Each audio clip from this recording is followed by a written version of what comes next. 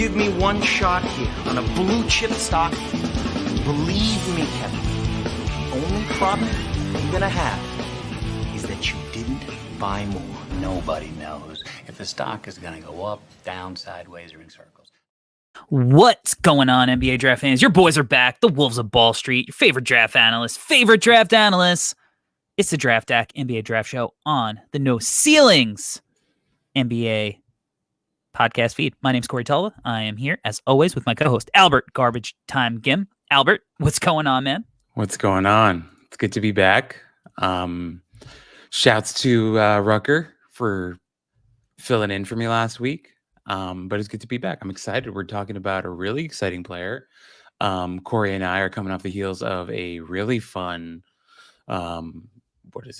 draft lottery live stream, mock draft, shoot the shit fest. So it's good to be back, and I'm ready to go. Yeah. I mean, obviously the big news in the NBA world, not even just the NBA draft world, is that the Spurs won the Victor Wembanyama sweepstakes, and now we get to figure out the fun stuff, the rest of the draft. We know what teams are where, which is fun for us going forward for the next month or so. And I'm looking forward to adding that kind of context into our analysis for the next month. And today we are going to be using it to cover one of, I think, our favorite prospects collectively in Baylor's Keyonte George. Keyonte is a 6'4" guard, 185 pounds. He'll be 19.6 years old on draft night. He played 20.6 minutes per game, averaged 15.3 points per game, 4.2 rebounds per game, 2.8 assists per game to 2.9 turnovers, 1.1 steals, 0.2 blocks, shot 37.6% from the floor. Not great. 33.8% from three. Just fine. 79.3% from the free throw line on 4.5 free throw attempts per game. True shooting percentage, 52.4. PER, 17.8. BPM of 5.6. Preseason stock price, ESPN had him at 7. SB Nation had him at 15. Basketball News had him at 9. The Athletic had him at 6. Tankathon at 9.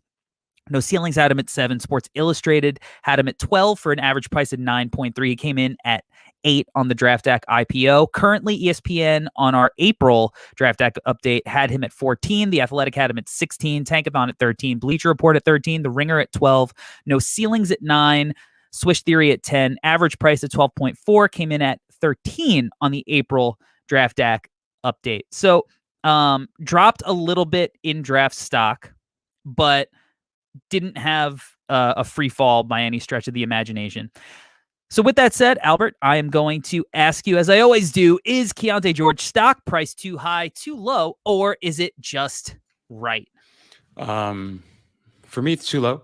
I have Keyonte George currently at number 7 on my board, and I feel really good about having a number 7 on my board. I think Keyonte, I get it. The numbers are not the prettiest numbers, right? To shoot, well, let's see, he shot 37% from the field.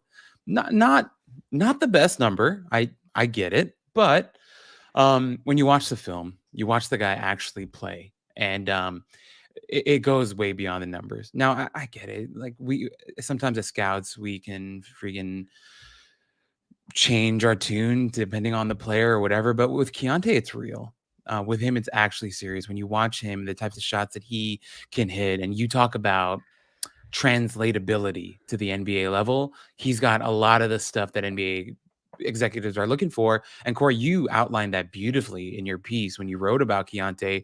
I think it was titled like "Born to Get Buckets" or something like that. Yeah, And I couldn't agree with that more. And that's kind of where I'm at. This is our second time talking about Keyonte this season, but he's a guy that I just feel like has so many NBA level skills that I just have him a lot higher. So I have him at number 7 on my board. So I would say his stock price is too low for me. Yeah, I have him at 6 on my board, and he kind of toggles in that 5-6 range for me. And, we did a pod on him in the preseason, and I think I had him at 3 at that point. We hadn't done the Jarris Walker deep dive yet. So I was high on him coming in. I think he opened up the year at 4 for me, and so I've had him at 5 or 6 pretty much the whole year. So I'm like you. I look at the numbers and I'm like, I wish there's a little bit of context. He had an ankle injury for a lot of the second half of the year. And, if you've played on a bum ankle, you know how much that could affect, your game, especially for a guy like him, who doesn't have like crazy plus size. So, at the beginning of the year when he was healthy, his finishing numbers were really great. Towards the end of the year, they tailed off a little bit. When you lose just a little bit of burst and explosiveness, I think that's going to contribute to that. But I'm an eye test guy, and he just looks the part. He moves the way I want an NBA guard with his archetype to move. I think we'll get into more specifics about some of the misses he makes, but I very rarely feel like the defense is forcing him to miss. And I think that's kind of when I look at different guards, it's like he misses shots sometimes just because he missed, not because the defense made him miss. And that's why I'm a little bit higher. But I understand why his current stock price is hovering around the 12, 13 range. So even though I feel like it's too low for me, I understand the rationale. Yeah. I'm right there with you. Like I understand where everyone else is coming from, where they're coming from, but I just disagree. I think both of us do. So yeah, that's just where we are. All right. So with that said, if you had $10 to invest in Keyonte George, Jalen Hood-Schifino, and Kobe Buffkin, how are you splitting that $10? This one gave me a headache to think about in any capacity, but I figured why not have a little bit of fun and challenge ourselves a little bit. This is actually really hard. Okay, cool. I can do this. Here we go. I got George at 7, Buffkin at, oh, sorry. I'm just talking about my big board where I have them. So I have George at 7 on my big board, Buffkin at 11, Hood-Schifino at 12. So Buffkin and Hood-Schifino are back to back. So I think that should play into how much money I give them. What I feel comfortable doing here is, I think because Buffkin and Hood-Schifino are so close to each other, I want to give them the same amount. I'm going to go $5 to Keyonte and then $2.50 to Buffkin and Hood-Schifino. I love it. I'm going to. Oh, this is tough. Yeah. I almost kind of regret doing that even. I think I'm going to give $4.50 to Keyonte. I'm going to give $3 to Buffkin. Okay. And $2.50 to Hood-Schifino. And I also think there's a world where Hood-Schifino is the best player out of that group. Yeah. I think he's got that kind of potential. I think the NBA game is going to open some stuff up for him. And there's a world where Buffkin is also the best player in this group. I think this range, even though it might be 6-7 spots separating certain guys, it's not actually, there's not that much separation, is how I kind of feel. Yeah. I think in terms of the sheer math, that was the most complicated you've ever gotten. Just breaking things down. But I'm with you, man. Like, we've talked so much about these three guys, and Hood-Schifino is a guy that he was in my top 10 until recently. I just dropped him to 12, but even that, I was just like, oh, am I making a huge mistake here? And I have Buffkin all the way at 11, and I feel I almost feel like I can move Buffkin up a couple spots. So I'm right there with you, man. This was actually a tough one. Yeah. All right. Then I think it's time to get into the fun stuff, where we actually get into the Keyonte scout. So, I mean, where else do you start with this guy other than the shooting, right? Like, this is what this guy does. Yeah. He is a crazy shooter. He's got real range. So this is where we gotta let it start. So, I mean, talk to me about Keyonte as a shooter, because a lot of the numbers don't indicate, how I think we feel about him as a shooter. So why are we buying into that shot?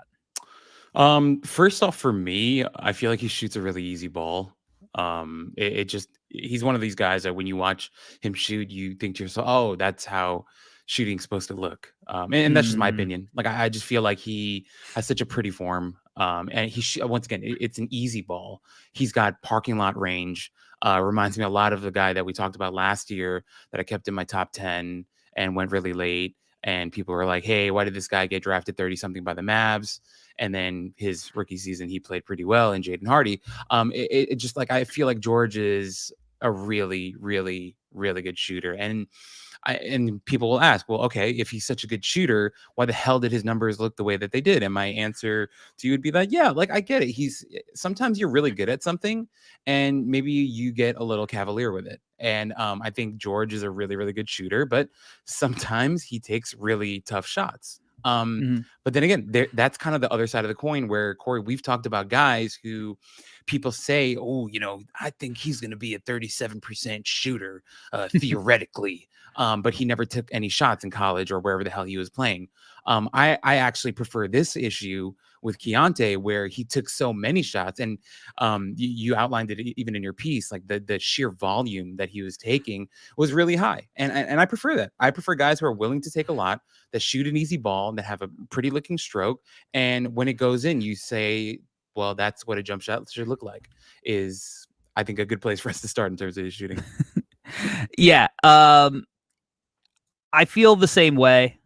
And I want to play a clip here from a guy who I did comp Keyonte to in my piece that I wrote earlier this year for No Ceilings, in Donovan Mitchell, because this is a guy who, the reason he went where he did, I think, is because people did not fully buy into the eye test with him.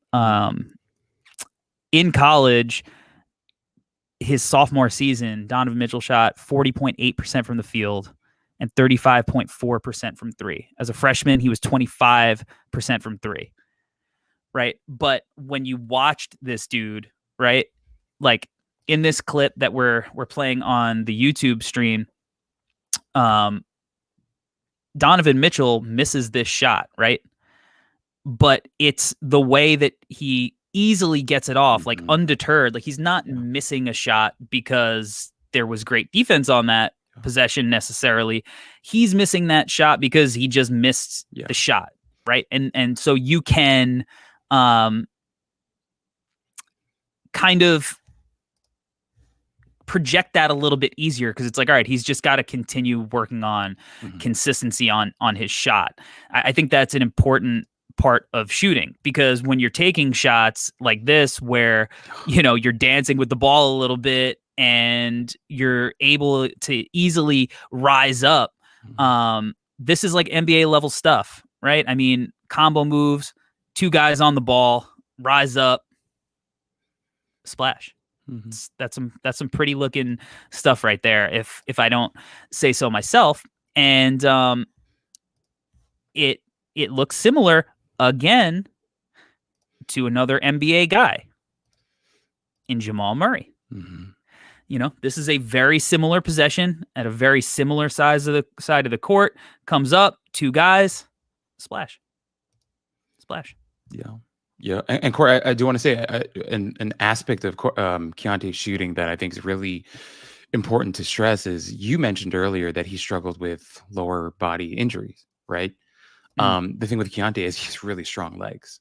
And he relies on them a lot for his jumper. If you watch the shot that you just showcased before, how many dribbles is that, right? Coming off the screen, his body going the other way, and to see how he rises up and the balance that he's fine with, that core strength, with the lower half that he has. He's an incredibly strong lower half guy, which is really important as a shooter, right? As a movement shooter, as a guy to shoot off the dribble.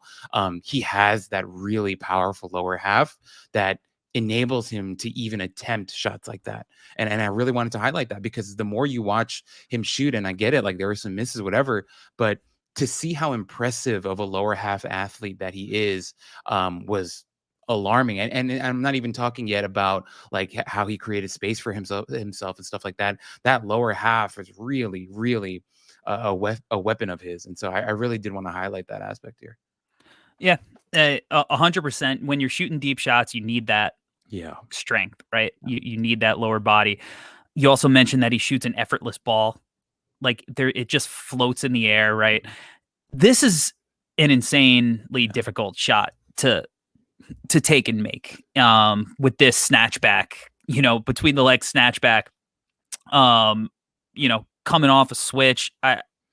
That's an NBA move. It is an NBA move.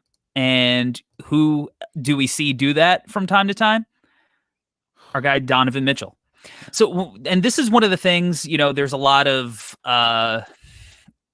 debate in the draft community about why comps are bad or good.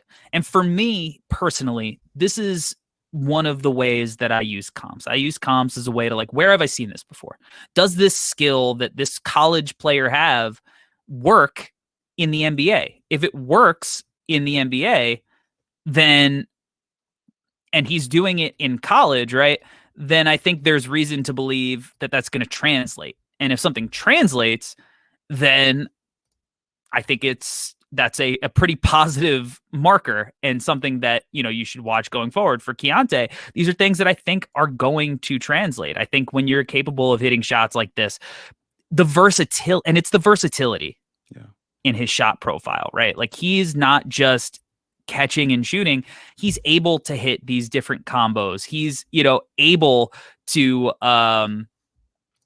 hit you with a snatchback. He's able to punish different coverages, right? Like, here he's coming off bigs and drop coverage, bang, splash, top of the key, pull up. Like, he's going to make those bigs have to come out and guard him. That's what these like 6'4" combo guards, like, they need that kind of stuff in their bag. You know what I mean? Like, another guy who, has some similar stuff to his game is Anthony Simons. And, like, if you're going to come off screen and your big is going to sag in the paint, Ant Simons is effortlessly just going to pull up, right? And you see, like, this is a good scenario because it's kind of semi-transition. It's hard. Rotations are hard to, figure out. Get you on your heels. Keontae's got this punish the drop coverage thing. And that's going to be big for him because a quarter of his possessions were pick and rolls. And this is going to open up, his playmaking, which we'll get into in a little bit. No, I agree with you. These are, once again, like, this is the type of stuff he's going to do on the next level. And I get it. Like, we've in total, you've probably shown like 4 shots of his that have gone in so far. And I get it. People are going to be like, hey, that's 4 shots. What about the other, hundreds that he missed? I totally get that too. But once again, it's the idea of, are you willing to take them? Do you have the skill set to even attempt them? Do you have the physical attributes you need? Like, his ability to stop on a dime is incredible stuff, man. Like, he creates so much separation for himself with these step backs, with, him just breaking so hard, kind of like James Harden in his prime was so good at decelerating, right? Was the whole thing with him. And they did like a whole, I forgot the sports science stuff on him about how he was like the best decelerator of all time or whatever. And I watched Keyonte, and Keontae's got a lot of that to him too.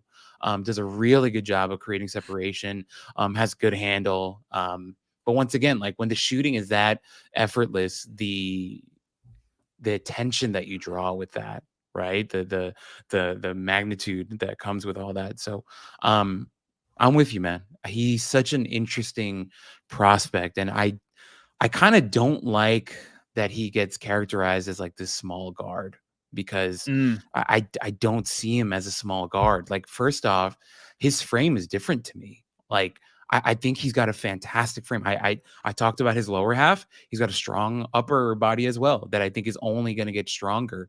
Think of Bradley Beal in college. He already had like a pretty rock solid upper body in Florida, and it just got better in the NBA. And that's kind of how I see Keyonte as well. I think he's going to be a really physical guard.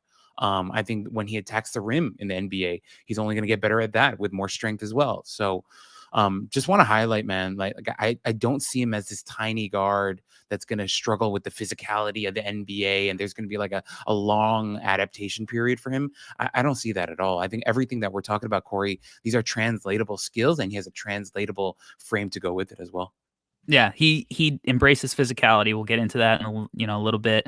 He does have that strong frame, and that's one of the reasons that I've been more of a buyer in Keyonte than a guy like Nick Smith, who is kind of similar archetype, but is just like really slender and just has shied away from that physicality. Keontae's never done that, and 4.5 free throw attempts a game is a good number.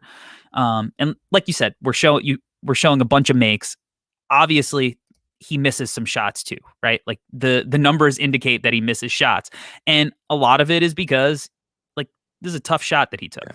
Yeah. He settles for tough shots sometimes. And, there is a time for you to settle for these tough shots. But this particular possession isn't one of them. 20 seconds left on the shot clock. Deep step back looks beautiful when it goes in.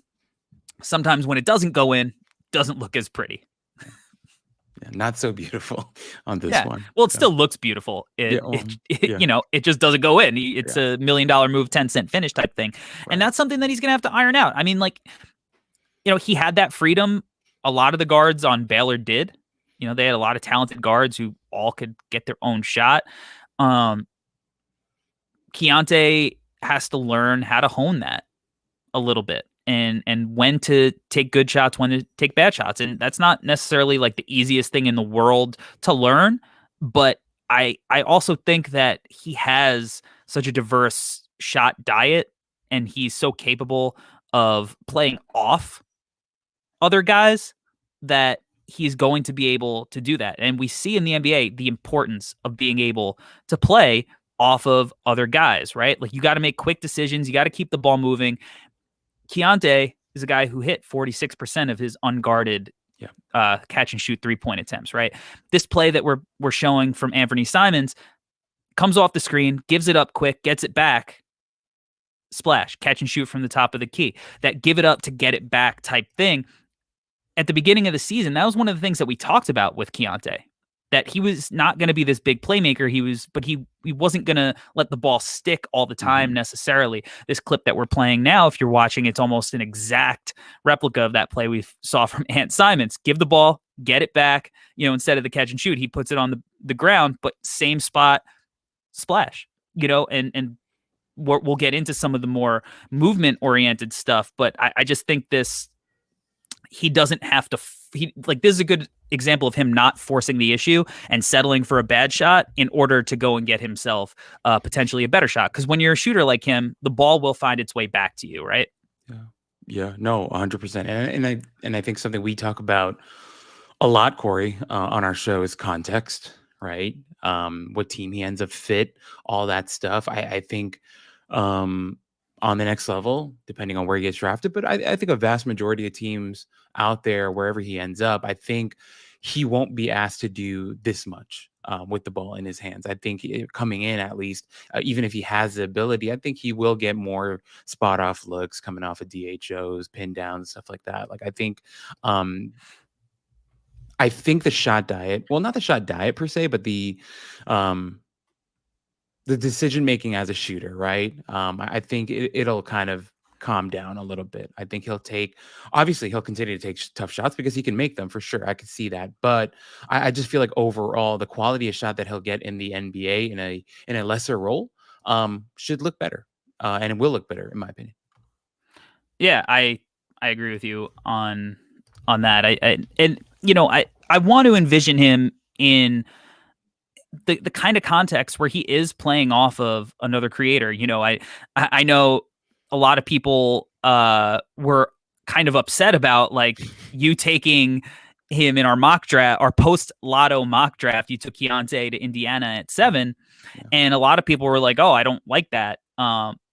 And I was like, I love his fit next to Halliburton because Halliburton's the type of guy who's going to get him shots in all of the right spots, and if you believe that Ben Mathurin is this great athlete with this great frame, like it's easy to see him playing up at the three, and those guys all on the floor, all being potentially like 40% 3-point shooters who can knock down shots off the catch, off the bounce, play on or off the ball, move without it. For me, I was like, I love this, especially because, Jarris was off the board, a guy like that who at the power forward spot, would clean up a lot of the defense stuff, for those kind of players in the backcourt. But I loved it. I thought it was a good pick. And you also made a good point that like it's that time of the year where we're starting to look at mock drafts, and all of these mocks say a player should be here. So if you take a guy like Keyonte, who was a potential top 5 pick, coming into the year, and you took him at 7, like, it's not like you're really, really, truly reaching there, I don't think. Yeah. No, I agree, Corey. My biggest thing is just go back to that play that you showed before with the Trailblazers, right? With Anthony Simons and Dame Lillard. Now imagine you run that with Keyonte and Tyrese Halliburton. We're talking about the same thing, right? Well, not this. You get what I mean. Like the threat level is there. Tyrese Halliburton is a phenomenal 3-point shooter, which I love to talk about how I was so wrong about him when he was in college. But he is he's an incredible shooter now, and well, he was in college too. But he's such a threat, and the playmaking and the ability for both guys, if they were to play together in a backcourt. Because Keyonte, we'll talk about it more later, but he flashed some playmaking as well. So I love that fit. And like, I get it. Like people will say like, how can you do that when Taylor Hendricks and Amen Thompson?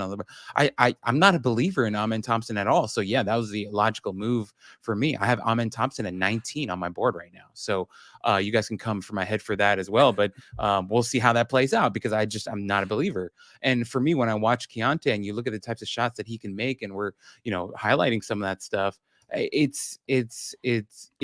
just don't see how it's that far off logically for people. And to go back to what you said, Corey, I think for a lot of people right now, you're reading mock drafts from 50 different outlets, and all of them have Amen Thompson top 5, and they've got Cam Whitmore up there and all these different names, and then Keontae's probably at anywhere from 13 to 17 or whatever. And so I really do think you can get conditioned, because you keep seeing a name next to a certain number and you start to believe that that's factual.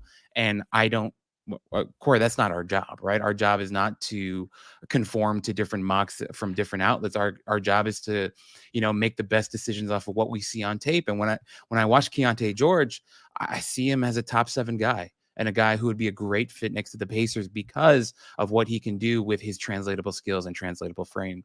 I know I've already used that phrase a couple of times, but I really believe it. And the clip we're showing right now is from a guy who also went 7 in his draft, in Jamal Murray.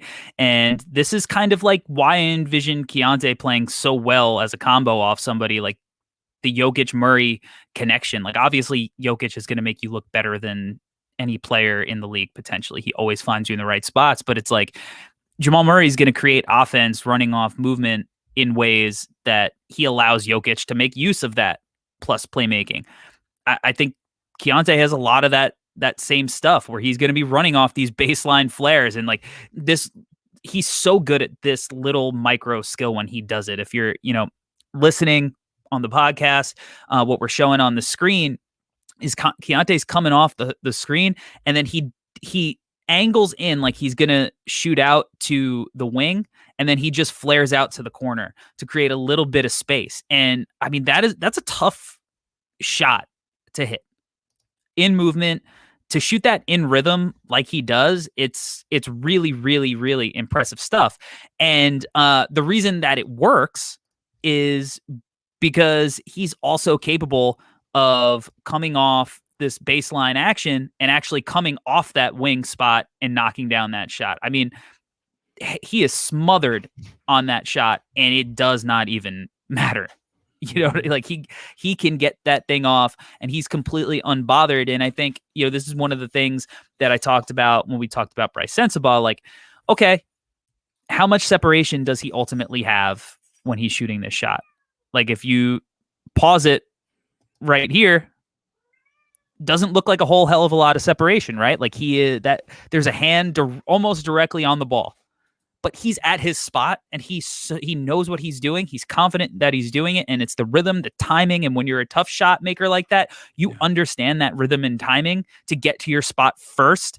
That's all the separation that you need. You barely need any of it to get a clean look. And he's got the elevation and the balance to just completely knock that off. He probably gets fouled there.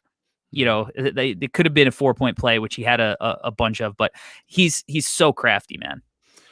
Corey, I just want to reiterate what you just said. The elevation and balance on that shot is absolutely insane. Like that's not that's not a college shot. That's an NBA shot right there. Like that's a really look at the momentum of his body and where he's going, right? And then for him to Jesus Christ. Like we've watched it 6 times already, and I think it gets more impressive every single time. And Corey, with what you're saying, right, and with what we're talking about, I don't want to name drop, but there's a draft analyst from a very huge sports media outlet, and I was talking with him, and I've been talking with him about several players, and the point that he continues to make to me is when he's evaluating players, a question that he asks himself when he's doing the scout is, has this guy been successful on any level, right? And he doesn't mean necessarily numbers, right? But eye test, actual winning, impact, these types of things. And you watch Keyonte George and you ask yourself, has he been successful on any level? Everything that we've shown so far, Corey, looks like success to me. These are NBA level shots that he's taking and making. And I think that's a really important part of scouting. So yeah, wanted to throw that in there. I think that's a great point. And, I think the counter to it is it's nuanced, like we're not necessarily believers in a Nick Smith. We did an episode on Derek where it's almost like, all right, we're talking ourselves into Derek a little bit. There's some nice things to like, and he measured well at the combine. Good for him. And maybe he was injured too, but you have to take that. And then you have to be like, is this going to work? Because it worked at this level. Worked at this level, will it work at the next one?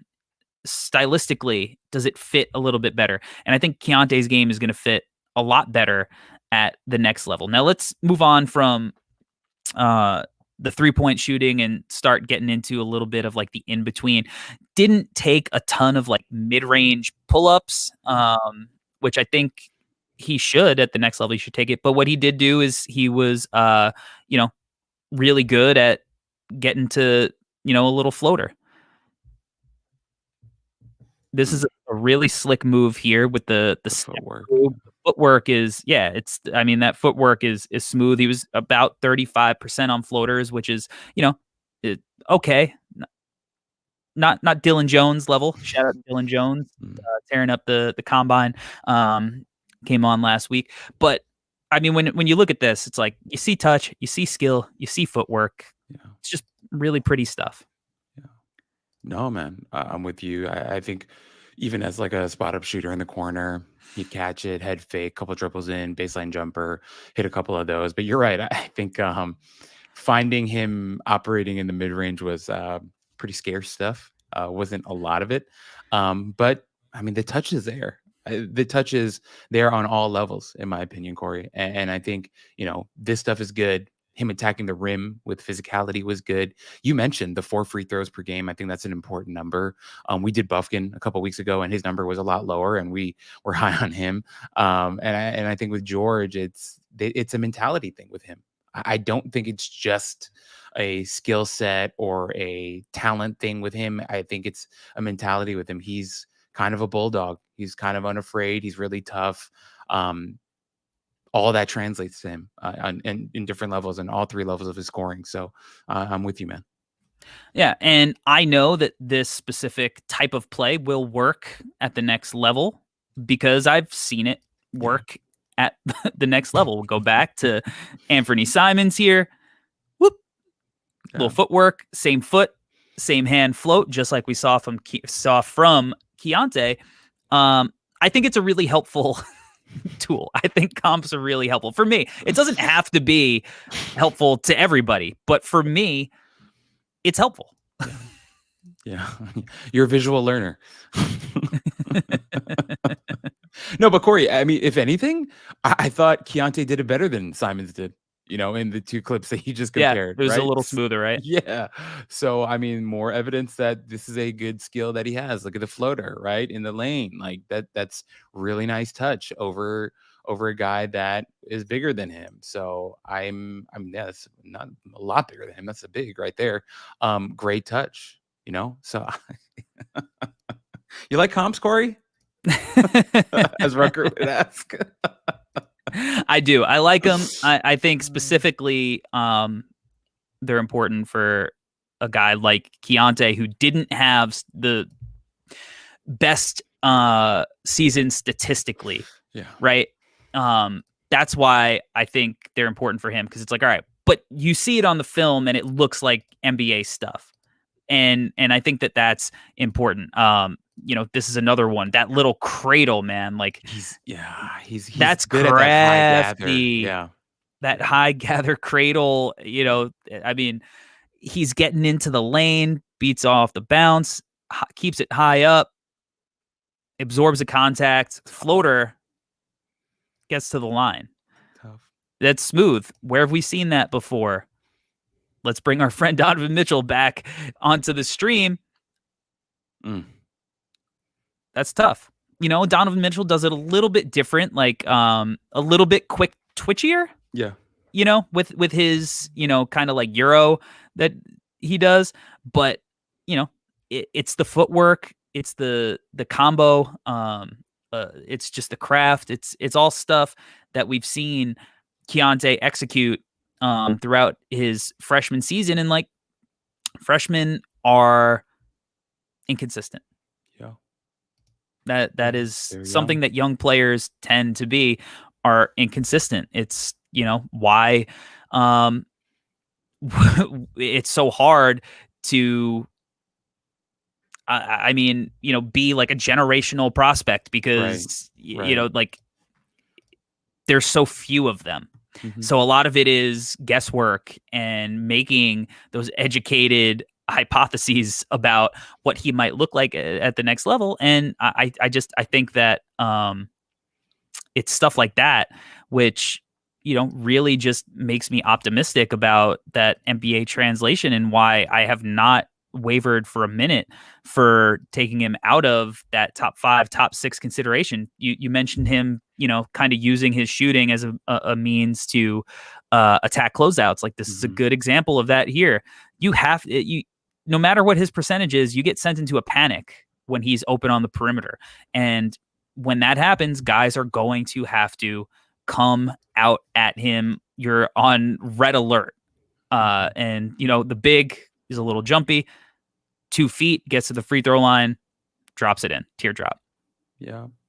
I mean, you talk about influencing a defense, like that's some special stuff. I mean, right? Like, head fake, he's in there, 2 guys react to him. He had another guy in the dunker spot. Like, it's awesome stuff, man. It really, really is. And Corey, like, I almost feel like you and I, it almost feels like we're not even talking about Keyonte George during this pod. It almost feels like we're talking about scouting at large and how we, watch players and how we scout, because I do think it's there's no perfect science to scouting. If there was a perfect science to scouting, then every team would always pick the right players. That's just not how life works. And I think what we're talking about here is a amalgamation of us taking different ideas and theories together, and this is not me trying to say we're smarter than others. It's not that at all. It's just, I think, Corey, you and I were just kind of similar in that way. Like, this is how we like to view players. We like to visualize how they're going to be on the next level, and why. And once again, if you don't believe in comps, dude, do your thing. Don't believe in comps. We're not trying to change your mind. I think, if anything, we want you to understand that this is how we process, and this is how we kind of get to our final judgments or evaluations on these players. And when it comes to a guy like Keyonte George, it's hard to ignore all the NBA stuff and like that high gather stuff. Like, another guy who's really good at that, and he could be, a little divisive as a person, but Kyrie Irving happens to be really good at that move. And he uses that to great success at finishing around the rim. And so, once again, an NBA skill, translatable. Yeah. Who this scout reminds me a lot of? And it's, we talked about earlier in that 2020 draft, missing on Halliburton and the stuff that he was good at that was going to translate.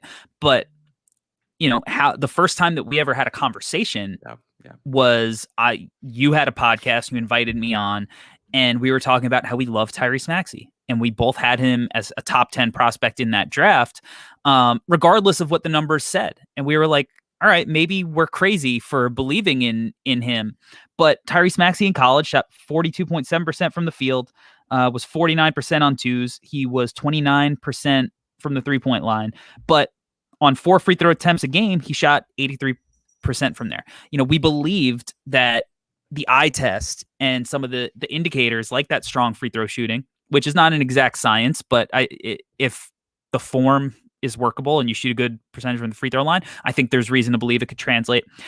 But that was a guy that you had to watch the film and be like, is this stuff that I see at the next level? Because I think it's stuff I see working at the next level. And it worked, right? And he's bounced back and forth between a starting role, a bench role, and he's been effective in both. And he's been valuable in both. And, he played on a good team this year that took, a team that made the finals last year to 7 games, right? And he's still young and he's still got stuff to work with. But there's stuff there that it's like, all right, he should have gone higher than he went in the draft, right? So we shouldn't always let those numbers. Sometimes we got to let the eye test. Let's talk about the finishing now, because, we talked about how he loves absorbing contact, and we think that he's a guy who is going to really thrive in situations where he could attack closeouts and, use that shooting gravity as a means to get to the rim. Does a great job here. This is something that he showed off in high school a lot, that ability to get hang time. Like, he might not have a ton of dunks, although there's a video circulating on the internet showing the bounce that he does have on a healthy ankle, but right into a defender's chest, goes through them, and is willing to finish through contact. And that willingness to embrace contact, I think, is just so important. And it's a skill that guys who have success in the NBA, another guy, I think we mentioned him already on this podcast, who we've seen that from this year, Jaden Hardy, goes up, hang time, embraces contact at the rim.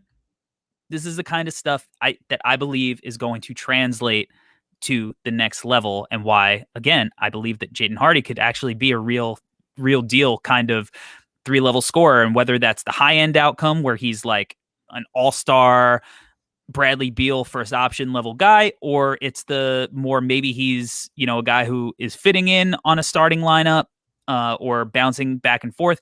Either way, I think it's stuff that is translatable and is going to lead to, success for him at the next level. Corey, I just want to go back to what I said before. I don't see him as a small guard.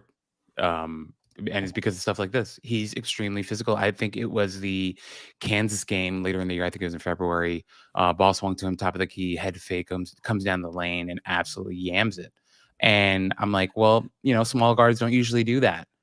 These guys that are perceived as smaller guards, weak or frail, whatever word you want to use, like Keyonte's not that guy. He's a really strong physical player. As we've talked about already, he's got the mentality, he's got the desire. I mean, the hang time on this one, the toughness, even the flex after, I love it all. Like, some guys, they flex and it looks weird because they're not strong and they have no muscles. But Keyonte, tough finish, flexes, looks just right. Why? Because he's freaking strong. He's a strong physical guard. He's listed at 6'4". I don't care. I think he plays bigger than that.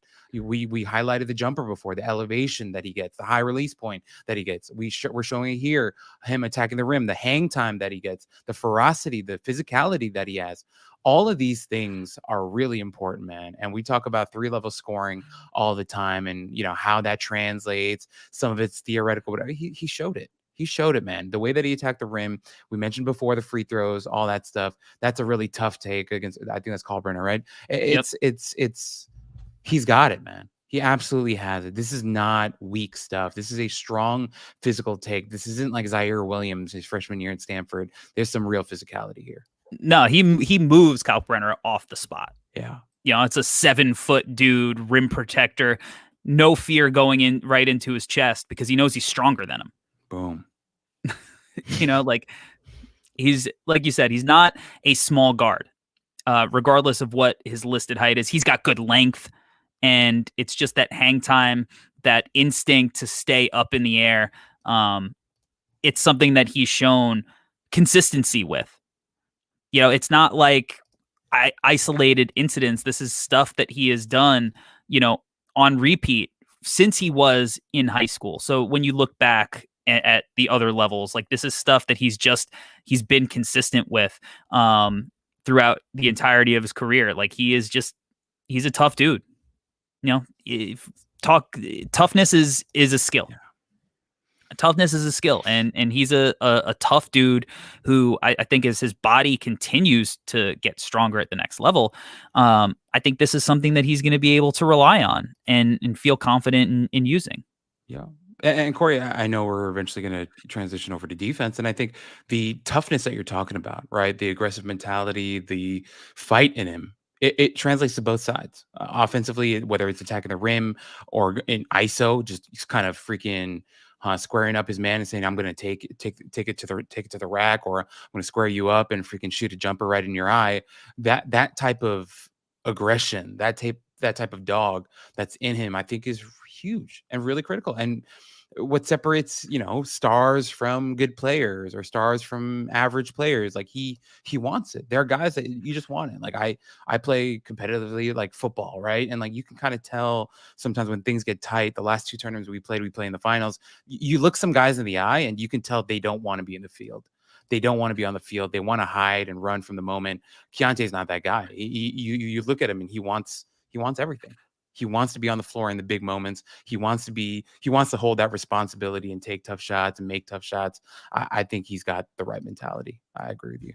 Yep. And even when he's not going to get a bucket, he's still going to embrace that contact and try to draw a foul.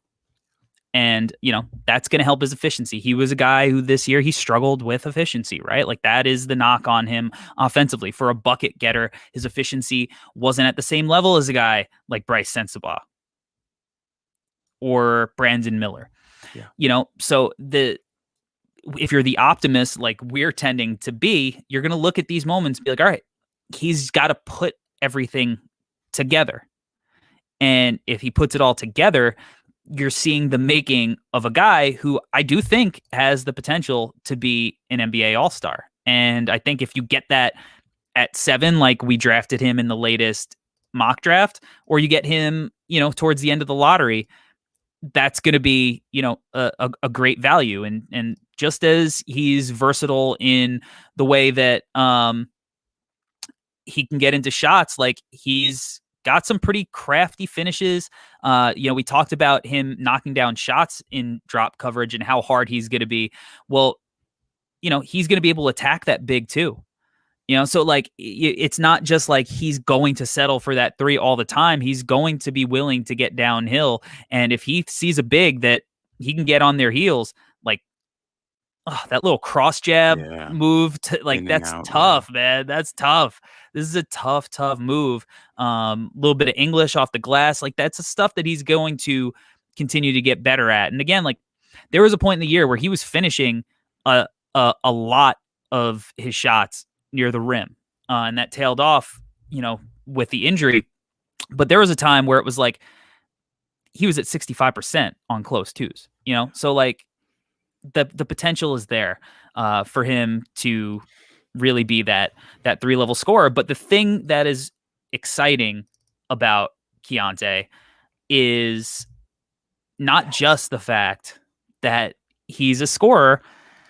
It's also the fact that we were surprised about the fact that this dude showed some real playmaking chops this year. He was great at executing the simple passes where he was coming off screens and finding his roll man, like just being able to do that and make the right plays, really important. We'll see another example here. Comes off high. Great timing, great touch. Mm-hmm. It's his ball placement was phenomenal this year.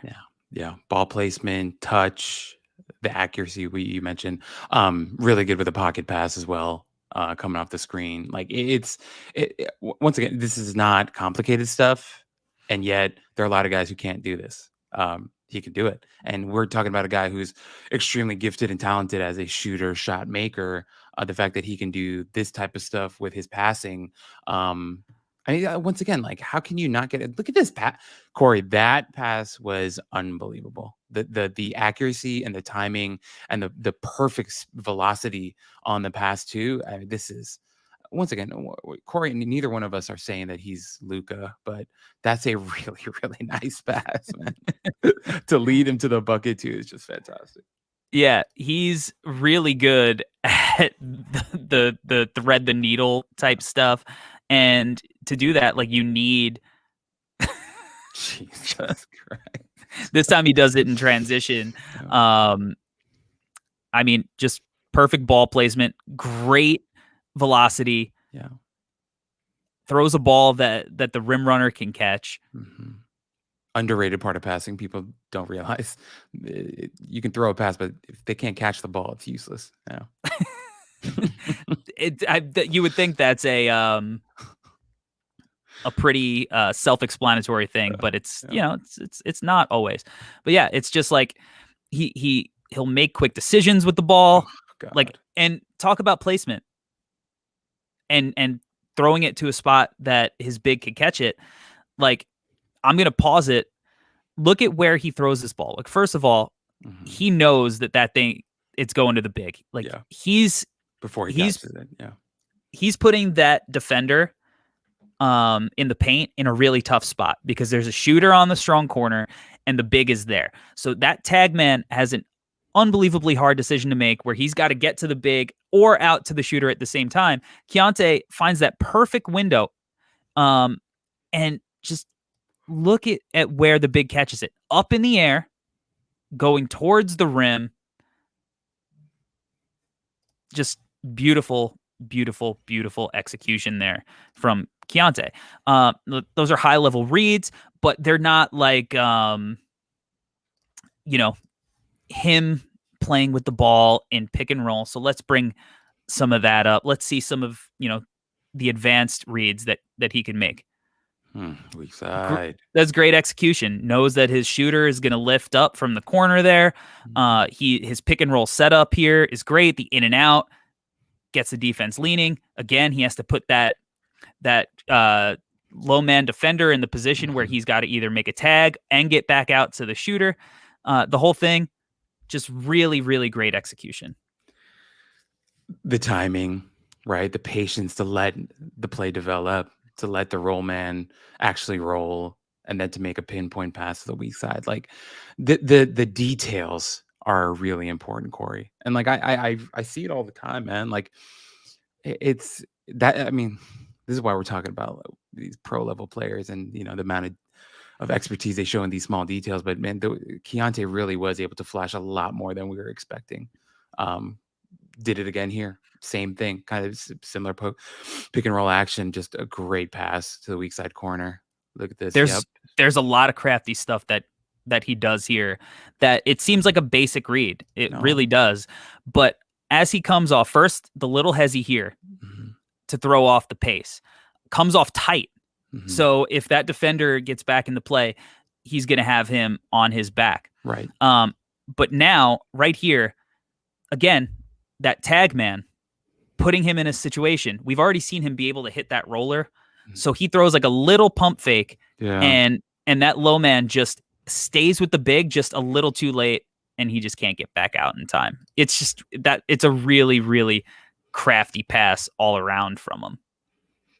I mean, just his body language, everything looked like he was going to make that pass to the big, and he doesn't. Like that, he really sold it, and that's craft. That's attention to detail. That's awesome stuff. I'm with you, man. It's high level stuff. Really high level stuff. See another situation. Splits the pick and roll here. Nice. Draws the defense. Gets a paint touch. I mean, we weren't expecting it. We literally said, we don't think he's going to be much of a playmaker, but we don't think he's going to hold on to the ball. And he just completely exceeded my expectation. Another weak side hit here. Love this one. Patience. Good ball place. Good lob, good touch on it. Maybe a little high, but gives gives his shooter an opportunity to catch it in time. Just a really, really solid read from Keyonte there. And this one here, he's not going to get the assist on it, but you could see how much he draws the defense overloaded onto one side, and it leads to the hockey assist. So to me, this is against UCLA. This is just as impressive as the pass itself. Like, we pause it here. Look how much attention the defense is paying attention to him with the ball in his hands. Like, there are 5 guys with eyes on him. He's got 2 guys on him on the ball. Friend of the program, Jalen Clark, he wants nothing more than just attack that. We know that's our guy.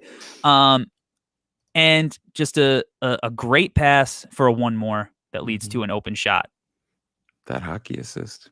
Yeah, man. That hockey assist, man. The just a lot of stuff to like from him throughout the entire year. I mean, I thought, going back to the pace in which he plays, and the touch on everything, throws it up, great lob thrower. And if you look at the up and down, the different, the change of speeds, the change of direction, just he's playing cat and mouse with that big in a way that big's not going to be able to make a move. You could look and say, oh, it's against Tarleton, but it's stuff that any big is going to struggle with. Exactly. Yeah, no, with Corey, with his ability to attack the rim and to finish and the toughness that he has, every and any big will, it's going to be on their mind. And he's going to have that ability to, as you mentioned, play that cat and mouse game because he is a potential threat to go all the way to the rim and finish and dunk and, whatever. So you said it a bunch of times, but we really didn't see this coming. And the fact that we saw it and he did it so many times just makes him that much better. Now let's transition to defense. And I think that this is something I did see coming. I don't know why I'm like significantly higher on Keyonte as a defender, I think, than general consensus. I thought he was awesome as a defender at IMG. And I thought he was mostly awesome as a freshman at Baylor. He has some of the best technique that we'll dive into of anybody. And he's a competitor. And I think that he does a good job of really making you work here. But he could flip his hips. He's strong. So he's going to be able to take it in the chest. Like, this is not... You look at this possession, and it was like, all right, what did we watch?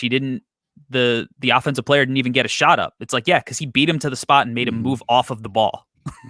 Like, he's so good at that. That's good defense. That's something that I look at. It's not always just going through synergy clips and looking for shots. Like, he has those too, obviously, but it's also possessions like this where it's just like, can he get low in his stance? Can he use his length? Can he beat his man to the spot? Can he force him to move off the ball? That stuff's important too. That's stuff that we've seen. If we could go here, UCLA, Amari Bailey had a great contest scrimmage, gets a little jump on him, but Keontae's able to use his length. Yeah. I mean,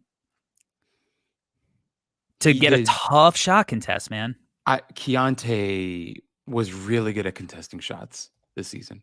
I thought he really made people's lives difficult with his length. So I just want to back up what you're saying, Corey, because that's something I saw as well. And I thought he did a really good job of contesting shots. Now, did he do it all the time? Like every single time? No.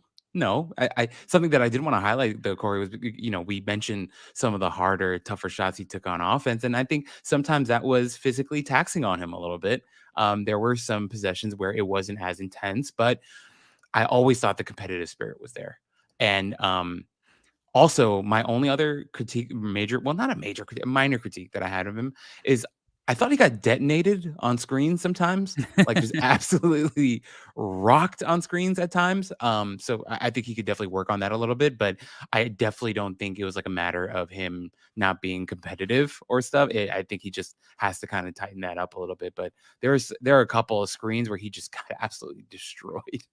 Yeah, even here, and on this particular clip, he's able to recover and get back into play, but the screen navigation's not the best. He's Yeah. strong, so he's able to kind of get through Timmy on the screen. But like what we want to see is, and he's looking, he knows the screen's coming. So what we want to see is him step up and over. Yeah. And get through it that way. But he also showed that he's fully capable of it. He has my favorite defensive possession of any player, I think, in the entire cycle, because it shows his on the ball stuff and his off the ball stuff. And it's here against Virginia. We'll go through it, but I just want to let this thing play real quick. And that was the whole possession, right? No shot, closeout though. no shot, but just we'll start with his off ball positioning. His guy is in the weak side corner. He's sinking into the paint, just in case that ball screen. He's there for the tag, right? He's in perfect position. Ball handler can't make that, so he tosses a cross court pass to Keyonte's man on the weak side. Look at this closeout technique. Yep. Those choppy steps, high hands, Coach's closing dream. out. And now look at Baylor's no middle defense. So he's forcing, he's closing out so he could force that man baseline. He's right in his shirt, in his space, taking away any air, beats him to the spot. Now we're going to see some of that screen navigation. Gets skinny over the screen and has him move off the ball. That is fucking rad. Yeah. Yeah, Corey, when you first played this clip, that closeout, I was like, that's Corey's dream right there. Like you should be showing this clip to your high school kids. I want to show this to everybody. It's perfect. Yeah, dude. That's a phenomenal closeout. And to mention, like, to beat him to the spot baseline too, getting over this, it's fantastic stuff. I'm with you. And that's the competitive spirit that we're talking about, to also go along with athletic ability and technique. He's a really good player, and for the people who want to give me crap about taking him where I took him, I just watch this stuff and tell me I was wrong, and tell me I'm going to be wrong. I don't see it. He's got it all. The other thing is we talk about his willingness to draw contact on the offensive end. Yeah. He drew a lot of charges this year, a lot, and not just like taking a charge in the paint. He beat his man to the spot consistently. Look at this closeout again here. Watch this closeout again. Choppy feet, high hands, beats his man to the spot, takes it in the chest. We're going the other way. I wish I could he's show sturdy. this. He's balanced. Like, Corey, I just want to show this to Julius Randle. Like, hey, man. I'm with you. And Corey, I love what you just said. Sturdy is a great way to describe Keyonte. He's strong as hell. He's sturdy. He's compact. He's got some really quick feet. Great anticipation. Flex again. Keep flexing on them, Keyonte. Flex on them. That's what you do. You deserve it. I love it, dude. It's great. It's great. Now, he's willing to embrace that physicality, right? Yeah. We just watched a couple of screens. Now, what do we want to see defensively, though? We want to see that that versatility to guard multiple positions, right? And here Keyonte Johnson kind of bullies him a little bit. A couple times, actually. Yeah, he's a big, strong dude. Yeah, he dips his shoulder into his chest and moves him. So as sturdy as he is, as strong framed as he is, at the length, the competitiveness, all that stuff.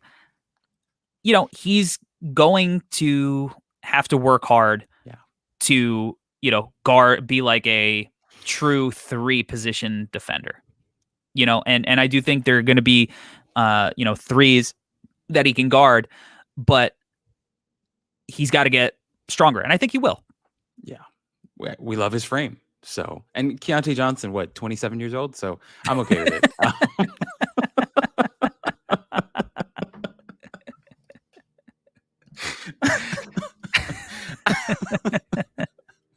um, I'll live with that. And to be honest, Corey, like I mentioned before, Keontae did it to him a couple times in different games as well. Yeah. Keontae Johnson, I'm talking about, was really physical with Keyonte George a lot this past season. So I'm not surprised that you chose that clip because I saw it happen a lot. Like there's one.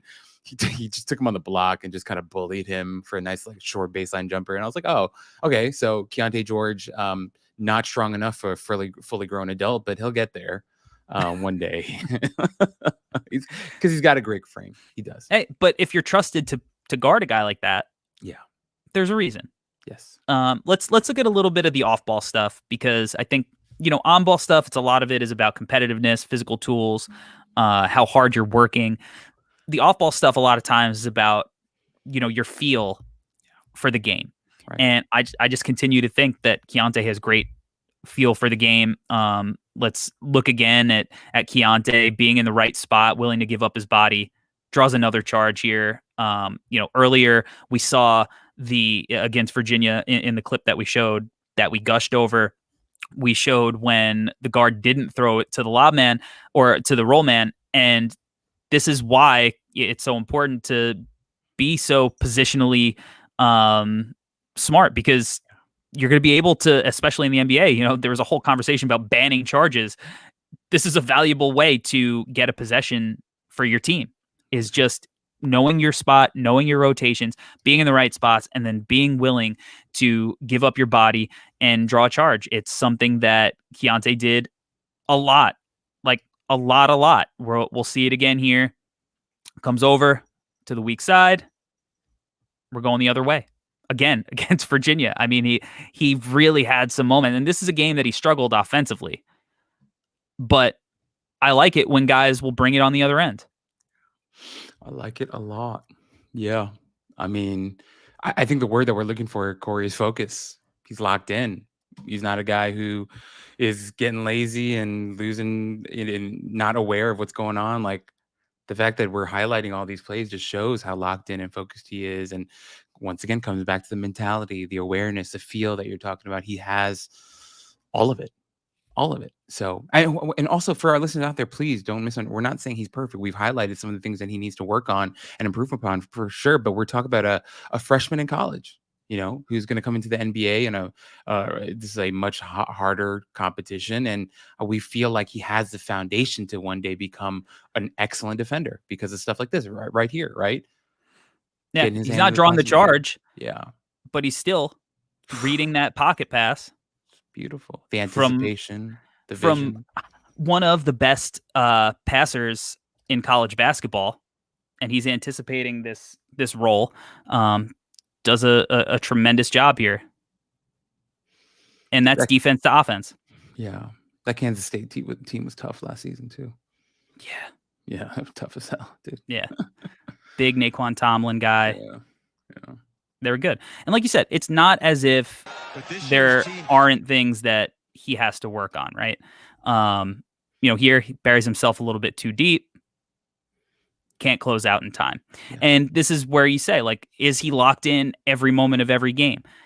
It's hard to do that. He looks like he's huffing and puffing here. Yeah. This is when you got to maybe raise your hand and tell coach to give you a blow. So it's not as if he's perfect, but he is in the right spots to rotate out. He doesn't have the choppy feet. He's upright. He's tired. A little slow. He looks tired. Yeah. So that is going to happen. But he just did, I think, so many good things, so many nuanced things, so many things to feel good about. Right here, when Baylor got waxed against Marquette, this is a really great X out. I mean, like those are things that you're going to want to see at the NBA level. Like that's Keyonte's rotation. And a lot of times there could be confusion as to, well, that's not my guy, right? Like I should be closing out to the wing. But like when your low man is buried there and you're the guy who's splitting the difference, you're recovering to the corner. Mm-hmm. Low man X's out to the wing, and now you settle for a tough shot. it's nuanced, not going to show up in the box score, but it's a really good possession. We like the guy. It's clear. We like him. But Corey, I'm with you, man. And I feel like he's a guy who, once again, he can't be a numbers guy. Please, all our listeners out there, you got to watch the tape. You got to see the stuff that he's doing. I think you've used the word nuance like 50 times already this pod, and I think it's a really important thing to highlight with this game. It is very nuanced. It is very detailed. It is very advanced, and I think we're seeing all that right now with these clips and with what we're talking about. He's a guy who is going to dot his I's and cross his T's, and I think that's a really important aspect of his game. 100%. And look, if you do want to get into more of an analytical perspective on the defensive side of the ball, like if the eye test doesn't do it for you, I think you'd be, kind of surprised to see how well Keyonte rates out on, categories on synergy. Yeah. He's 83rd percentile, very good on spot ups, 94th percentile as a pick and roll ball handler. He was held offensive players to 26.7% shooting in isolations. He's just up and down the board. He was really good on defense. So look, man, I think that the kid has the potential to be an all-star in this league. And if I think that you have all-star potential, I'm going to have you pretty close to the top 5, and if he was just a little bit more efficient during the year, a little bit more consistent. And there were so many games where he would start out slow and then he would catch fire in the second half and he'd be a little streaky. If there was a little bit more consistency, I'd probably have this guy, at like 4 or 5, or definitely have him top 5. I have him at 6 right now. Like I said, I bounce back and forth between him and Sensabaugh because there's question marks about Bryce as well. But I love that dude's game. I just see it working in the NBA. I'm just a buyer. I just believe. I think we both are. He's really, really good. He's really good. Now, we went through a ton of guys, NBA players during this pod. Were there any guys that, if you're buying stock in Keyonte, that maybe you bought stock in previously that weren't of the guys that we mentioned?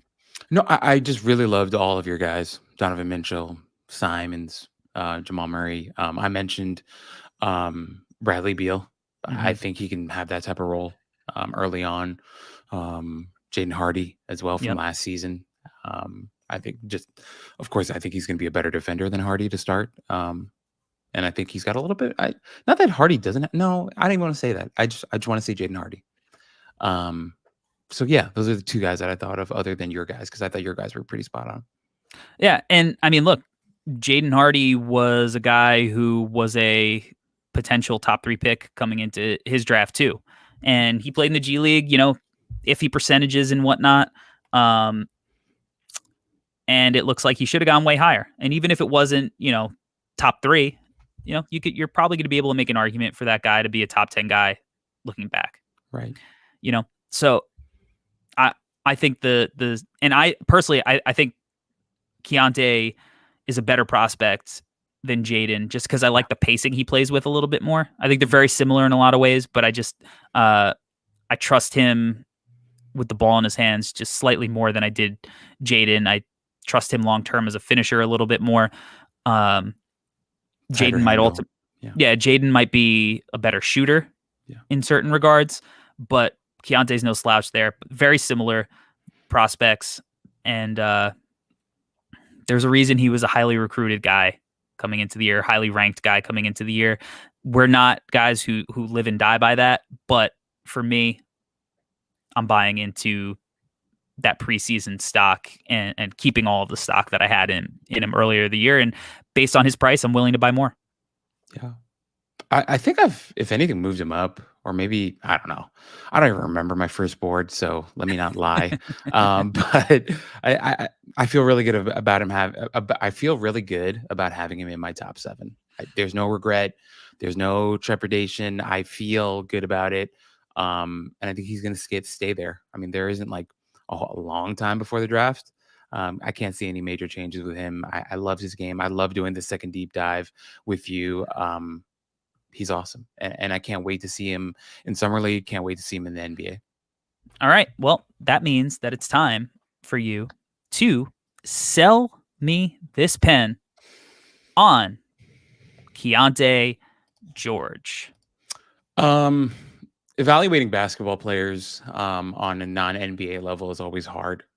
You have to consider so many different factors. You have to consider development, context, teammates, all that stuff. Watching Keyonte George, he's gonna have you feeling pretty good about his outlook. And the reason why is because so much of what he did in college is what he'll be doing in the NBA. Almost everything that he did in college is translatable, whether we're talking about his skill set, shot diet, his ability, right? I think so much of who he is as a player is what he's going to be in the NBA, and just better, right? He's going to get older. He's going to get stronger. NBA coaching, NBA system. And so Keyonte George is an unbelievable shooter, a really, really strong physical guard who uses that physicality on both ends of the floor. He's a guy who is going to be able to take and make really tough shots. And so if you're looking for a guy who could potentially be a 25, 28, 30 point per game type of scorer and do more than that with his defense and passing as well, then you should grab Keyonte George. And generally, if we're talking about a guy of that type of skill set, he usually goes somewhere in the top 10.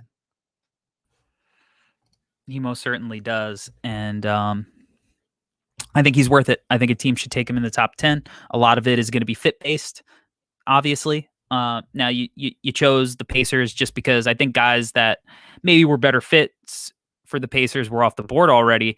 Are there any particular teams that you look at for Keyonte in this draft and you go, man, I think that would be like a really great spot for him based on their personnel? That's actually a good question. I feel like I kind of have to think about this a little bit, to be honest. I like the Indiana one though. Clearly. Like that Clearly.